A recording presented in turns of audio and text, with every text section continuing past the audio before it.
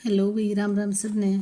आज हम जो प्रीवियस ईयर क्वेश्चन पेपर कर रहे थे वो सेट नंबर है 49 और HSSC ने लिया था। ये ग्राम सचिव का पेपर था 2021 में।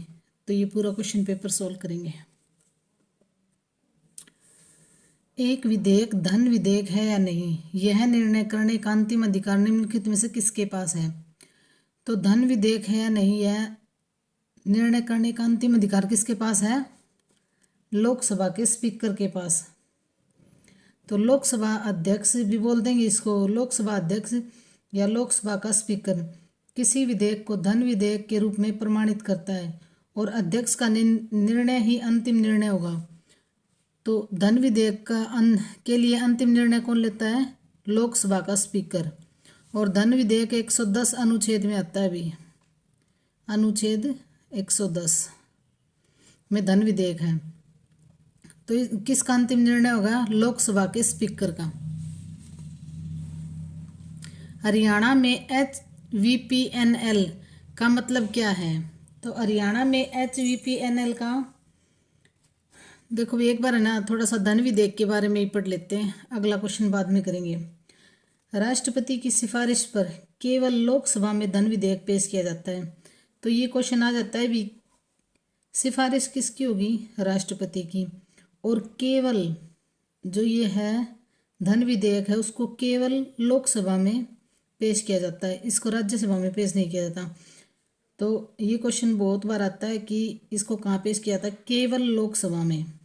और लोकसभा का स्पीकर है जो निर्णय लेगा वो उसका अंतिम निर्णय होगा। ठीक है। इसे लोकसभा में उपस्थित और मतदान करने वाले सभी सदस्यों के साधारण बहुमत से पारित किया जाता है। तो इसे कैसे पारित किया जाता है? जो लोकसभा में उपस्थित होते हैं, मतदान करने वाले सभी सदस्य हैं, उनके साधारण बहुमत से पारित किया जाता है धन विधेयक को। देखो भी, अब बजट सत्र चल रहा है तो ये क्वेश्चन बहुत इंपॉर्टेंट है। इसके बाद इसे राज्यसभा को उसकी सिफारिशों के लिए भेजा जा सकता है। बस सिफारिशों के लिए राज्यसभा में भेजा जा सकता है, जिसे लोकसभा कभी भी अस्वीकार कर सकती है। तो बात यह है, धन विधेयक केवल लोकसभा में पेश किया जाता है। यदि राज्यसभा द्वारा ऐसी सिफारिशें 14 दिनों के भीतर नहीं जाती तो इसे संसद द्वारा पारित माना जाता है। मतलब राज्यसभा 14 दिन तक अगर हाँ या ना का कुछ भी जवाब दे ना दे, कोई फर्क नहीं लगेगा, उसे 14 दिन के भीतर पास माना जाएगा। ठीक है भाई। तो हरियाणा में HVPNL का मतलब क्या है? तो ये है हरियाणा विद्युत प्रसारण निगम लिमिटेड। हरियाणा विद्युत प्रसारण निगम लिमिटेड। डैश में कांग्रेस ने लाहौर में हुए अधिवेशन में पूर्ण स्वराज्य को अपना लक्ष्य बनाया था। तो किस में? देखो भाई, 1929 में पूर्ण स्वराज घोषणा या ब्रिटिश साम्राज्य से पूर्ण स्वशासन की स्वतंत्रता को 19 दिसंबर 1929 के दिन लाहौर अधिवेशन में जवाहरलाल नेहरू की अध्यक्षता में भारतीय राष्ट्रीय कांग्रेस द्वारा किया गया था। और 26 जनवरी 1930 को पूर्ण स्वराज दिवस के रूप में घोषित किया गया था। तो पूर्ण स्वराज ब्रिटिश राज से पूर्ण स्वतंत्रता थी। पूर्ण स्वराज को अपना लक्ष्य माना था। कांग्रेस ने लाहौर में हुए डैश में, तो 1929 में कांग्रेस ने लाहौर में हुए अधिवेशन में पूर्ण स्वराज को अपना लक्ष्य बनाया था। और 30 जनवरी 1930 को पूर्ण स्वराज दिवस के रूप में घोषित किया गया था। तो 30 जनवरी को पूर्ण स्वराज दिवस के रूप में घोषित किया गया था। और भारतीय राष्ट्रीय कांग्रेस की अध्यक्षता किसने की थी? जवाहरलाल नेहरू ने। और 19 दिसंबर 1929 के दिन लाहौर में ये अधिवेशन कब हुआ था? 19 दिसंबर 1929 को। इल्तुतमिश किस वंश का राजा था? तो इल्तुतमिश किस वंश का राजा था? गुलाम वंश का। 1211 से 1236 गुलाम वंश का तीसरा और महानतम दिल्ली सुल्तान था। तो गुलाम वंश का तीसरा सुल्तान था ये इल्तुतमिश। किस वंश का शासक था? गुलाम वंश का। 1946 में भारत की संविधान सभा के अंतरिम सभापति कौन थे? तो 1946 में भारत की संविधान सभा के अंतरिम सभापति कौन थे? ये थे सच्चिदानंद सिन्हा। सच्चिदानंद सिन्हा।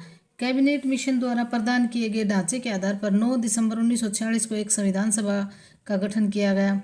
संविधान बनाने वाले निकाय का चुनाव 389 सदस्यों में से प्रांतीय विधानसभा द्वारा किया गया था, जिसमें 93 रियासतें थीं और ब्रिटिश भारत के 296 प्रतिनिधि शामिल थे।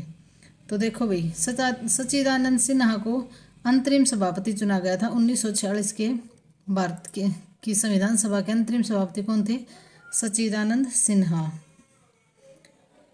संविधान सभा की पहली बैठक 9 दिसंबर 1946 को हुई थी। कब हुई थी?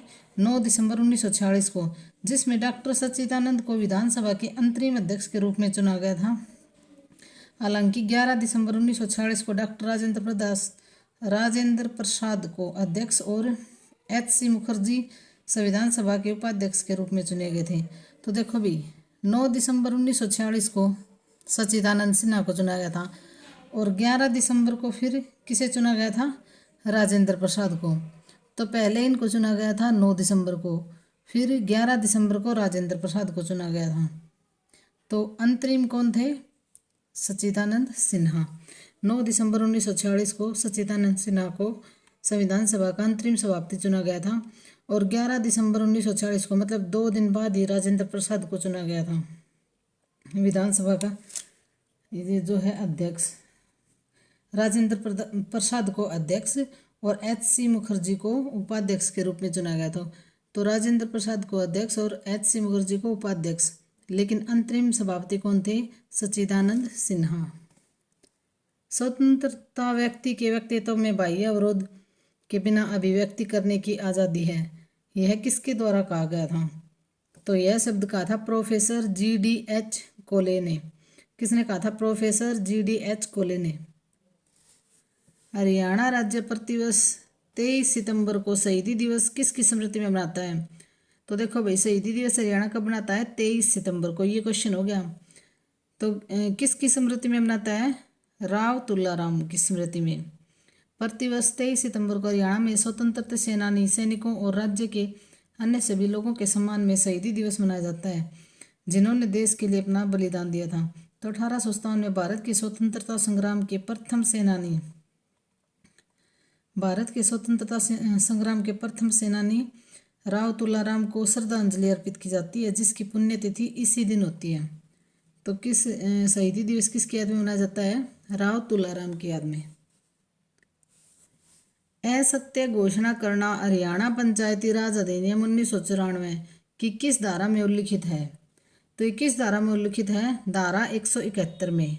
असत्य घोषणा करना हरियाणा पंचायती राज अधिनियम 1994 की किस धारा में उल्लिखित है? 171 में। नया क्वेश्चन है भाई, देखो। हरियाणा पंचायती राज अधिनियम 1994 की धारा 171 में मतदाता सूचियों में गलत घोषणाओं के बारे में उल्लेख किया गया है।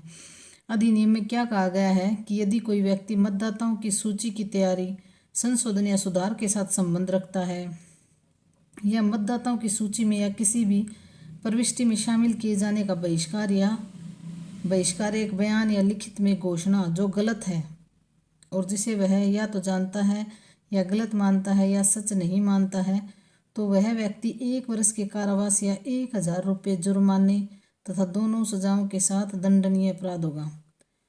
तो देखो भाई, इस अधिनियम में क्या कहा गया है कि मतदाताओं की सूची में कुछ भी अगर गलत है ना, तो उसे 1 साल का कारावास दिया जा सकता है और 1000 रुपये जुर्माना दोनों दिए जा सकते हैं। तो असत्य घोषणा मतलब गलत घोषणा करना, कोई चीज़ गलत है उसकी गलत जानकारी देना। तो हरियाणा पंचायती राज अधिनियम 1994 की किस धारा में है? 171। बिल्कुल नया क्वेश्चन है भाई, इसको अच्छी तरह से याद कर लें, दोबारा आ सकता है ये। हथनी कुंड बैराज हरियाणा में किस नदी पर स्थित है? तो हथनी कुंड बैराज हरियाणा में कहाँ स्थित है? यमुना नदी पर। हथनी कुंड हरियाणा के यमुनानगर जिले में यमुना नदी पर स्थित एक ठोस बैराज है। इसका निर्माण 1999 में सिंचाई के उद्देश्य से किया गया था। तो इसका निर्माण कब किया गया था? हथनी कुंड बैराज का निर्माण 1999 में, और सिंचाई के उद्देश्य से किया गया था। किस नदी पर है? यमुना नदी पर। MS एक्सेल में एक वर्कशीट जिसे डैश भी कहते हैं एक सारणी जिसमें आप आंकड़े और आंकड़ों के नाम प्रविष्ट करते हैं। तो ये क्या होगा,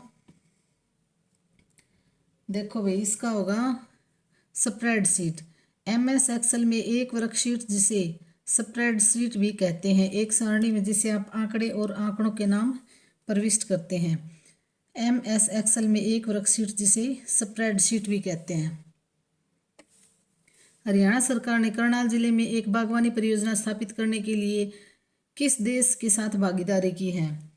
तो ये है इजराइल के साथ। देखो इसके ऑप्शन आगे हैं, इजराइल के साथ, इजराइल देश के साथ। इसका ये होगा हरियाणा सरकार ने करनाल में, तो करनाल में एक बागवानी परियोजना स्थापित करने के लिए इजराइल देश के साथ भागीदारी की है। तो देखो भी हरियाणा सरकार ने जिला करनाल के गरोंडा, और करनाल के कहाँ है, गरोंडा में, गरोंडा, करनाल के कहाँ, गरोंडा में एक इंडो इजराइल बागवानी परियोजना स्थापित की है। तो इसका नाम क्या है, इंडो इजराइल। इंडो मतलब इंडिया और इजराइल मतलब इजराइल के सहयोग से परियोजना स्थापित की है जिससे किसानों को बेमौसमी सब्जियां उगाने में सक्षम बनाया जा सकेगा। तो बेमौसमी जो सब्जियां उगाते हैं ना उसके लिए काम कर रहे हैं ये इंडो इजराइल बागवानी परियोजना। और कहाँ है, करनाल के गरोंडा में। परियोजना के तहत green house, poly house, net house में टमाटर, बीज रहित खीरा और शिमला मिर्च जैसी विभिन्न सब्जियों के बीज तैयार किए जाएंगे और किसानों को सब्सिडी पर ये पौध प्रदान किए जाएंगे। किसान अपनी आमदनी बढ़ाने के लिए सब्जी उत्कृष्टता केंद्र से संपर्क कर सकते हैं। तो देखो भी हरियाणा सरकार ने करनाल के गरोंडा में इजराइल देश की सहायता से मतलब भागीदारी के साथ क्या कर रहे हैं, ये बागवानी परियोजना है ये शुरू की है। इसका नाम क्या है, इंडो इजराइल बागवानी परियोजना। हरियाणा की प्रत्येक पंचायत समिति द्वारा विभिन्न समितियों की नियुक्ति की जानी चाहिए और प्रत्येक समिति का पदेन सचिव होना चाहिए। तो क्या होना चाहिए, कार्यपालक अधिकारी। हरियाणा की प्रत्येक पंचायत समिति विभिन्न समितियों की नियुक्ति करेगी। तो पंचायत समिति क्या करेगी, विभिन्न समितियों की नियुक्ति करेगी और कार्यकारी अधिकारी प्रत्येक समिति का पदेन सचिव होगा। तो ये क्या करेंगे, कार्यकारी अधिकारी होगा इसका आंसर। हरियाणा की प्रत्येक पंचायत को विभिन्न समितियों की नियुक्ति करनी चाहिए। प्रत्येक समिति में अध्यक्ष सहित अधिकतम कितने सदस्य होने चाहिए? तो ये कितने होने चाहिए, 6। हरियाणा की प्रत्येक पंचायत समिति को विभिन्न समितियों की नियुक्ति करनी चाहिए। विभिन्न समितियों की नियुक्ति करेगी और प्रत्येक समिति में अध्यक्ष सहित मतलब अध्यक्ष सहित तो 6 होने चाहिए और एक अध्यक्ष और अन्य पूछे तो 5 + 1, तो टोटल कितने होने चाहिए, 6 सदस्य होने चाहिए।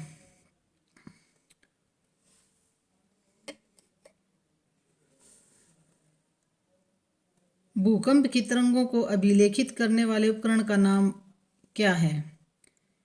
तो इस उपकरण का क्या नाम है, सिस्मोग्राफ। भूकंप मापी एक यंत्र है जिसका उपयोग भूकंपों का पता लगाने और अभिलेख करने के लिए किया जाता है। एनीमोग्राफ एक एनीमोमीटर की रिकॉर्डिंग है जो गति, तो एनीमोमीटर क्या है,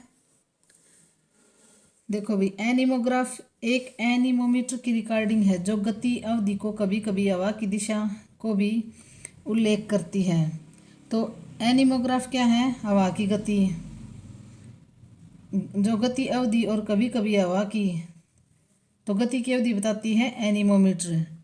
अच्छा, पॉलीग्राफ क्या है, लोकप्रिय रूप से एक झूठ डिक्टेटर परीक्षण के रूप में जाना जाता है। तो पॉलीग्राफ क्या है, झूठ डिक्टेटर परीक्षण, ठीक है भी। और बैरोग्राफ क्या है, बैरोग्राफ क्या है, एक रिकॉर्डिंग एंड्रॉइड बैरोमीटर है जो चार्ट पेपर या वायुमंडलीय दबाव में परिवर्तन दर्ज करता है। तो बैरोमीटर क्या है, वायुमंडलीय दबाव में परिवर्तन दर्ज करता है। और सिस्मोग्राफ क्या है, भूकंप की तरंगों को अभिलेखित करने वाला क्या है, सिस्मोग्राफ। हरियाणा पंचायती राज अधिनियम 1994 के अनुसार एक जिला परिषद की एक विशेष बैठक में कार्य होने के लिए वांछित कोरम क्या है? तो वांछित कोरम क्या है, कुल सदस्यों का आधा। जिला परिषद की बैठक में व्यापार के लेन देन के लिए कोरम होगा। यदि यह एक साधारण बैठक है तो 1/3। यदि एक साधारण बैठक है तो क्या होगा, एक तिहाई, और विशेष बैठक है तो इसमें आधे सदस्य होने जरूरी हैं।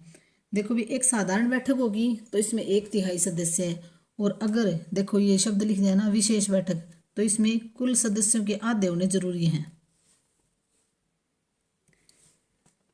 डैश एक छोटा कैलेंडर है जिससे डाटा एंट्री वाले लिपिक तथा लिपिक एक तिथि प्रविष्ट कर सकते हैं। तो यह आएगा डेट, इसका आएगा डेट पिकर, एक मिनी कैलेंडर है। क्या आएगा इसका? डेट पिकर एक मिनी कैलेंडर है। हरियाणा पंचायती राज अधिनियम 1994 को कौन सा अध्याय जिला परिषद के कर्तव्यों और कार्यों से संबंधित है? तो ये कौन सा है? इसका ये आएगा भाई 16वां अध्याय। कौन सा आएगा? 16वां अध्याय। हरियाणा पंचायती राज अधिनियम 1994 के लिए सही उत्तर चुने। तो इसका सही उत्तर क्या होगा? इसका होगा अध्याय 18 जिला परिषद के पर्यवेक्षण से संबंधित है। तो अध्याय जो 18 है वो जिला परिषद के पर्यवेक्षण से संबंधित है। निम्नलिखित में से कौन सा हरियाणा में बल्लभगढ़ का शासक था और भारत के स्वतंत्रता संग्राम में सक्रिय रूप से शामिल था? तो कौन था ये? राजा नाहर सिंह। बल्लभगढ़ से कौन थे? राजा नाहर सिंह। बहादुर शाह जफर के भरोसेमंद प्रतिनिधियों में से एक थे, और बहादुर शाह के भरोसेमंद थे ये, जिन्होंने हिंडन और बादली की सराय की लड़ाई में दिल्ली पर लगातार ब्रिटिश हमलों को दोहराने की महत्वपूर्ण भूमिका निभाई थी। तो जिन्होंने हिंडन और बादली की सराय में जो लड़ाई थी वो लड़ी थी। तो कौन थे ये? बल्लभगढ़ के शासक कौन थे? राजा नाहर सिंह। हरियाणा पंचायती राज अधिनियम कब लागू हुआ? तो हरियाणा पंचायती राज अधिनियम कब लागू हुआ था? ये हुआ था 22 अप्रैल 1994 को। हरियाणा पंचायती राज अधिनियम कब लागू हुआ था? 22 अप्रैल 1994 को। हरियाणा राज्य का गठन 1 नवंबर 1966 को हुआ था।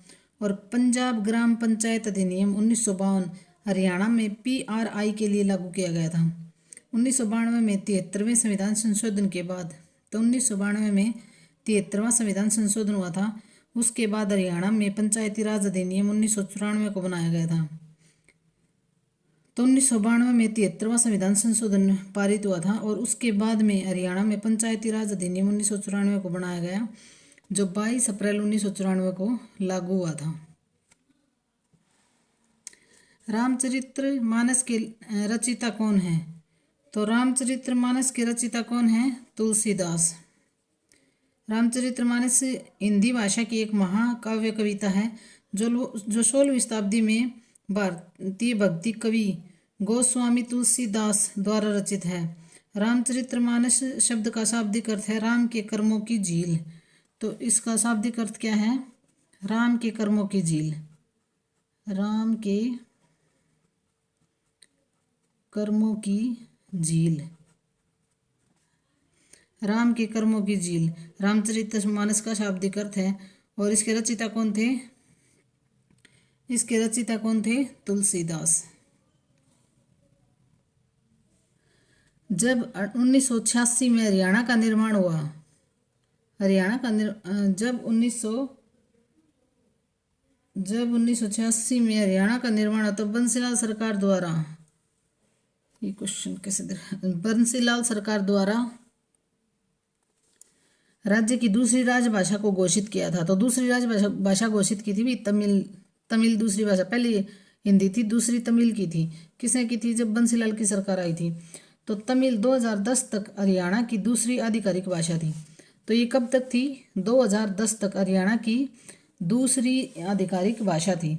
तेलुगु को स्कूलों में पढ़ाए जाने के लिए राज्य की दूसरी भाषा बनाया गया था, लेकिन यह आधिकारिक संचार के लिए दूसरी आधिकारिक भाषा नहीं थी।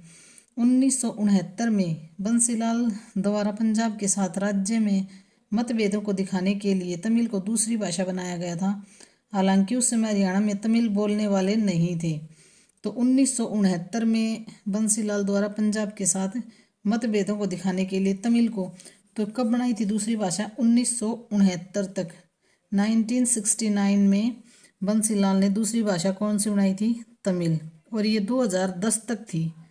तमिल हरियाणा की दूसरी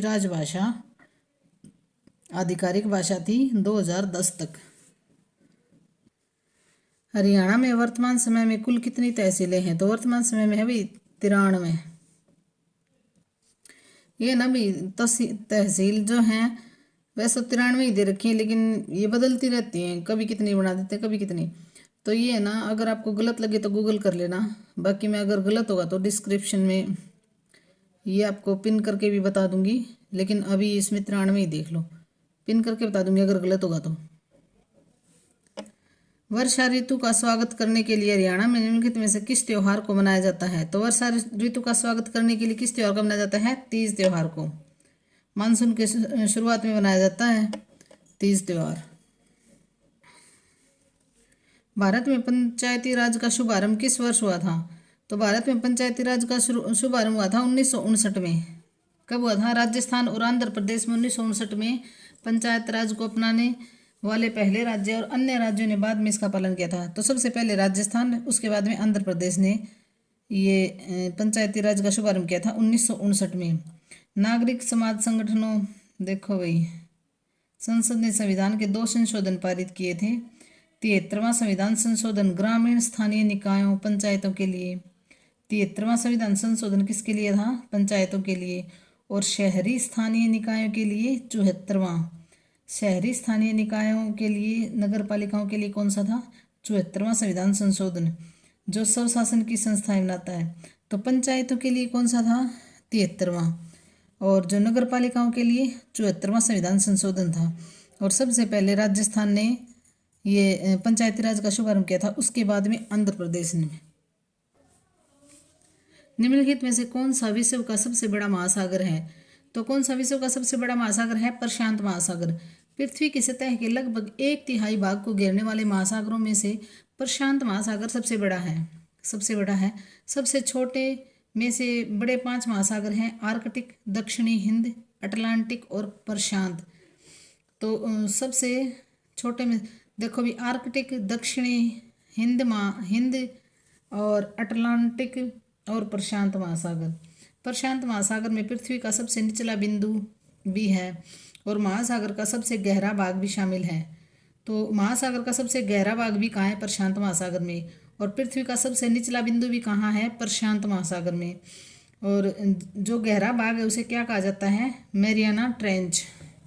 मैरियाना ट्रेंच कहा जाता है। जो सबसे गहरा भाग है ना, उसको कहाँ है? प्रशांत महासागर में। 2011 जनगणना और 2020 परिकल्पना के अनुसार हरियाणा के किस शहर की जनसंख्या सर्वाधिक है? तो सबसे ज़्यादा जनसंख्या है फरीदाबाद की, उसके बाद में गुरुग्राम की, फिर अम्बाला और फिर पानीपत। तो सबसे ज़्यादा फरीदाबाद, क्योंकि भाई वहाँ पे उद्योग धंधे बहुत ज़्यादा हैं। तो फरीदाबाद, उसके बाद में गुरुग्राम की, फिर अम्बाला और फिर पानीपत की। हरियाणा लोक सेवा आयोग के अध्यक्ष की नियुक्ति कौन करता है? तो देखो भाई, लोक सेवा आयोग की नियुक्ति पूछ रखी है। तो हरियाणा लोक सेवा आयोग की नियुक्ति कौन करता है? नियुक्ति होती है इसकी, कौन करता है? राज्यपाल। भारतीय वन सेवा के अधिकारी को भाई ये देखो, इसकी नियुक्ति कौन करता है? राज्यपाल करता है। HPSC में 8 सदस्य और 1 अध्यक्ष होता है, जिसे राज्य के राज्यपाल द्वारा नियुक्त और हटाया भी उसके ही द्वारा जाता है। तो हटाया भी राज्यपाल के द्वारा जाता है और नियुक्त भी। हरियाणा लोक सेवा आयोग के अध्यक्ष की नियुक्ति कौन करता है? राज्यपाल। और हटा भी कौन सकता है? राज्यपाल। तो HPSC की नींव 1 नवंबर 1966 को। तो ये पूछे HPSC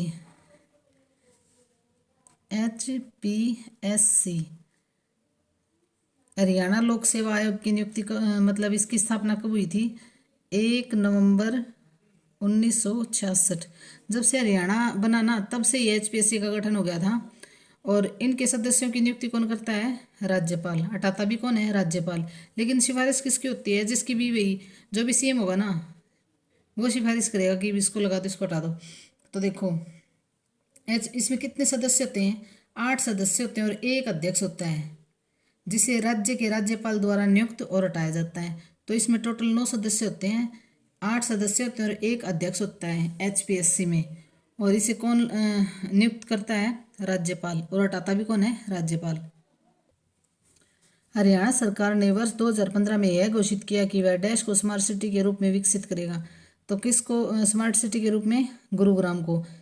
को ये घोषणा की थी कि तकनीकी सहायता के बाद अपने स्वयं के संसाधनों के साथ गुरुग्राम को एक स्मार्ट सिटी के रूप में विकसित करेंगे। तो गुरुग्राम को IPv6 की लंबाई कितनी है? तो इसकी लंबाई कितनी है? 128 बीट्स। चीनी यात्री एनसांग ने थानेसर की यात्रा डैश के शासनकाल के दौरान की थी। तो किसके शासनकाल के दौरान की थी? हर्षवर्धन के शासनकाल के दौरान। वे एनसांग एक बौद्ध भिक्षु और चीनी यात्री था।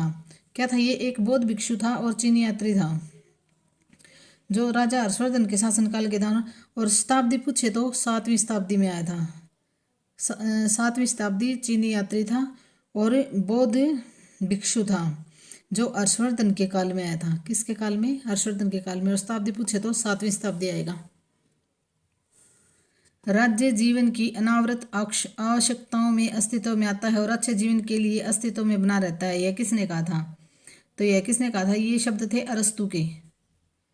प्राचीन यूनानी दार्शनिक और जिन्हें आज राजनीतिक, तो ये कहाँ के थे? यूनानी दार्शनिक थे, अरस्तु के थे ये। राज्य जीवन की अनावृत आवश्यकताओं में अस्तित्व में आता है और अच्छे जीवन के लिए अस्तित्व में बना रहता है, ये शब्द अरस्तु के थे। दहशाला प्रणाली नामक राजस्व एकत्र और कृषि कर की नई प्रणाली हरियाणा में किसने शुरू की थी? तो ये किसने शुरू की थी? राजा टोडरमल ने। अकबर के वित्त मंत्री के रूप में थे। तो राजा टोडरमल क्या थे? वित्त मंत्री के रूप में थे। अकबर के वित्त मंत्री थे राजा टोडरमल। जब्ती प्रणाली और दहसाला प्रणाली के रूप में जाने जाने वाला राजस्व संग्रह की एक नई प्रणाली लाए थे। जब्ती प्रणाली और दहसाला राजस्व इकट्ठा करने की एक प्रणाली थी, जो कराधान की एक प्रणाली भी थी। प्रणाली के तहत उन्होंने 10 वर्षों की अवधि के लिए खेती की गई फसल की उपज और कीमतों में सावधानीपूर्वक सर्वेक्षण किया था। तो दहशाला प्रणाली क्या थी? राजस्व एकत्र करने की प्रणाली थी। और जब्ती प्रणाली भी क्या थी? राजस्व एकत्र करने की। और अकबर के शासनकाल में राजा टोडरमल क्या थे? वित्त मंत्री थे। बसई आर्द्रभूमि हरियाणा के किस जिले में स्थित है? तो बसई आर्द्रभूमि हरियाणा के किस जिले में स्थित है? गुरुग्राम में। आर्द्रभूमि यमुना की सहायक नदी साहिबी नदी के किनारे पर स्थित है। बसई वेटलैंड गुरुग्राम में बसई गांव में स्थित है। तो गुरुग्राम का जो बसई गांव है ना, उसमें है ये आर्द्रभूमि। यह भारत के महत्वपूर्ण पक्षी और विविधता क्षेत्रों में से एक के रूप में जाना जाता है। वैश्विक संरक्षण महत्व का है यह, क्योंकि यहाँ कई लुप्त प्राय, कमजोर और खतरे वाले पक्षी प्रजातियों की आबादी का आश्रय है। तो बसई आर्द्रभूमि को वर्ल्ड लाइफ इंटरनेशनल हाउसिंग द्वारा महत्वपूर्ण पक्षी क्षेत्र IBA के रूप में विश्व स्तर पर मान्यता प्राप्त है। तो इसे विश्व स्तर पर मान्यता प्राप्त है। लेकिन प्रवासी पक्षियों और लुप्त प्राय पक्षियों सहित 280 से अधिक प्रजातियां यहाँ पे आती हैं। तो देखो भाई, ये बसई कहाँ है? गुरुग्राम। गुरुग्राम का बसई गांव है ना, वहां पे है ये आर्द्रभूमि। श्रीलंका की विधिक राजधानी कौन सी है? तो देखो भाई, श्रीलंका की विधिक राजधानी पूछ रखी है। तो श्रीलंका की विधिक राजधानी है श्री जयवर्धनपुरे कोट्टे। जयवर्धनपुरा कोट्टे श्रीलंका की विधिक राजधानी है। श्रीलंका हिंद महासागर में एक द्वीपीय राष्ट्र है, जो पश्चिम में लक्षद्वीप सागर और पूर्व में बंगाल की खाड़ी के बीच स्थित है। कोलंबो, जो ब्रिटिश शासन के दौरान मुख्य शहरी केंद्र के रूप में उभरा, श्रीलंका की कार्यकारी और न्यायिक राजधानी बना रहा। कोलंबो का उपनगर श्री जयवर्धनपुरे कोट्टे श्रीलंका की विधायी राजधानी है। तो देखो भाई, श्रीलंका की राजधानी क्या है? विधिक राजधानी क्या होगी? श्री जयवर्धनपुरे कोट्टे। निम्नलिखित में से कौन सी झील हरियाणा में 1947 में 2 छोटे टीलों को जोड़ने से बनती है? तो कौन सी झील हरियाणा में 1947 में 2 छोटे टीलों को जोड़ने से बनती है? तो वो कौन सी थी? बड़खल झील। बड़खल झील कहाँ है? फरीदाबाद में। कहाँ है? फरीदाबाद में है। और पहाड़ियों के आधार से जुड़कर एक और बांध बनाकर बनाई गई थी। इसने क्षेत्र में बाढ़ के पानी और मिट्टी के कटाव को नियंत्रित करने का काम किया था। देखो, 1947 में देश को आज़ादी मिलने के तुरंत बाद बड़खल झील का निर्माण किया गया था, ताकि आसपास के खेतों तक पानी की पूर्ति हो सके। 1972 में हरियाणा सरकार ने झील के किनारे पर एक रिसोर्ट बनाया, जो 70 के दशक से 90 के दशक के दौरान एक प्रमुख पर्यटन का आकर्षण बन गया। तो देखो भी कौन सी झील हरियाणा में 1947 में 2 छोटे टीलों को जोड़ने से बनती है? तो ये है बड़खल झील। कहाँ है? फरीदाबाद में। हरियाणा की प्रत्येक ग्राम पंचायत, पंचायत समिति और जिला परिषद अपनी पहली बैठक की नियत तारीख से डैश की तारीख अवधि के लिए कार्य करेगी। तो देखो भाई ये 5 वर्ष के लिए कार्य करती है। बस यही आंसर होगा इसका। वैसे इतना लंबा चौड़ा क्वेश्चन बना दिया। 5 वर्ष के लिए पंचायतों की अवधि होती है। हरियाणा कितने विधानसभा क्षेत्रों में विभाजित है? तो हरियाणा में कितने विधानसभा क्षेत्र हैं? 90। हरियाणा विधानसभा की स्थापना 1966 में हुई थी और जब पंजाब पुनर्गठन अधिनियम 1966 द्वारा राज्य को पंजाब राज्य का 35% हिस्सा मिला था। तो हरियाणा विधानसभा क्षेत्र का निर्माण कब हुआ था? 1966 में हुआ था, जब हरियाणा अलग राज्य बना था। पंजाब का 35% हिस्सा मिला था हरियाणा को। और अब कितनी सीटें हैं हरियाणा में? 90। सदन में शुरू में कितनी सीटें थी? 54 सीटें थी शुरू में। विधानसभा कितनी सीटें थी? 54। अनुसूचित जाति के लिए कितनी सीटें आरक्षित थी तब? 10 सीटें। जब हरियाणा बना तब टोटल 10 सीटें थी और अनुसूचित जाति के लिए 10 सीटें आरक्षित थी। यह मार्च 1967 में 81 सीटें। और जब 1967 में विधानसभा की सीटें बढ़ाई, जिले बढ़े, तो फिर क्या हुआ? 81 सीटें हो गई विधानसभा की। और 1977 में 90 सीटें। तो ये जो आज तक 90 सीटें हैं ना, वो कब बनी थी? 1977 में 90 सीटें हुई थी और जिनमें से 17 आरक्षित सीटें हैं। तो देखो अभी हरियाणा बना तब कितनी सीटें थी? 54 सीटें थी, 10 आरक्षित थी। 1 पॉइंट हो गया।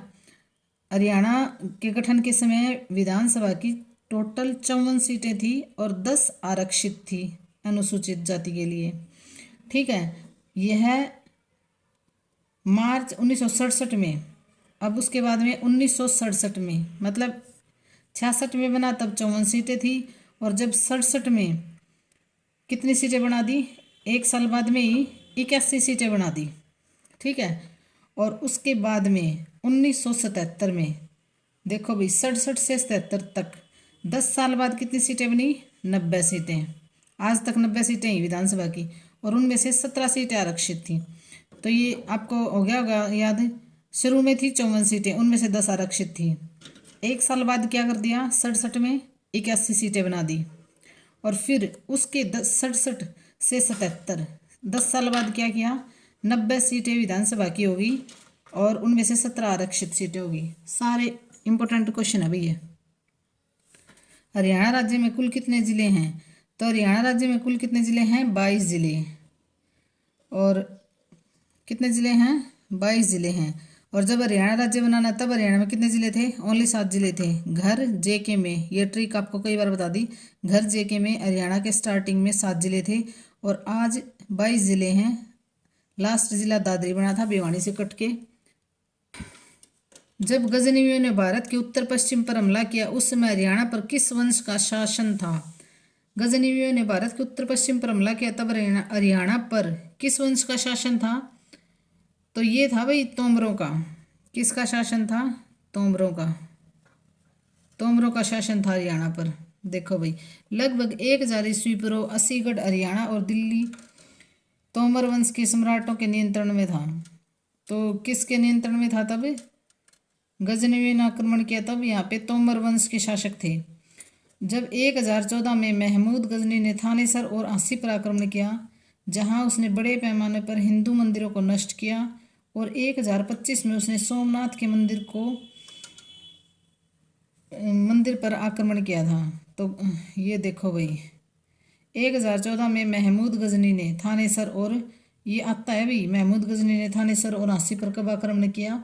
तो 1014 में। और उसने बड़े पैमाने पर क्या किया था? मंदिरों को नष्ट किया था, हिंदू मंदिरों को। और 1025 में उसने सोमनाथ के मंदिर पर भी आक्रमण किया था। किसने? महमूद गजनी ने। तो जब गजनियों ने भारत के उत्तर पश्चिम पर हमला किया तब हरियाणा पर तोमर वंशों का शासन था। प्रत्येक आयन द्वारा वहन की जाने वाली कुल विद्युत का भाग डैश कहलाता है? तो क्या कहलाता है? परिवहन संख्या। क्या कहलाता है? परिवहन संख्या। इंदिरा गांधी सुपर थर्मल शक्ति परियोजना हरियाणा के डैश जिले में स्थित है? तो ये किस जिले में स्थित है? झज्जर में। इंदिरा गांधी सुपर थर्मल शक्ति परियोजना हरियाणा के झज्जर जिले में स्थित है। और झज्जर जिले के खानपुर जो गांव है ना उसमें है। खानपुर और जाड़ली गांव के बीच में स्थित है ये। खानपुर और जाड़ली गांव के बीच में स्थित है। Indira Gandhi super thermal power plant कहाँ है? झज्जर। और ये आएगा इसमें जाड़ली गांव में, और ये खानपुर और जाड़ली के बीच में स्थित है। वैसे तो मेन जाड़ली गांव आता है। हरियाणा का सितारा स्मारक की समाधि है। हरियाणा का सितारा स्मारक किसकी समाधि है?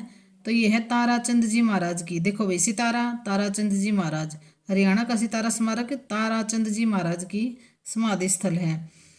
पांचवें राधा स्वामी गुरु के परम संत तारा जी, तो ये किसके गुरु थे? राधा स्वामी जी के गुरु थे। और देखो भाई, ताराचंद जी किसके गुरु थे?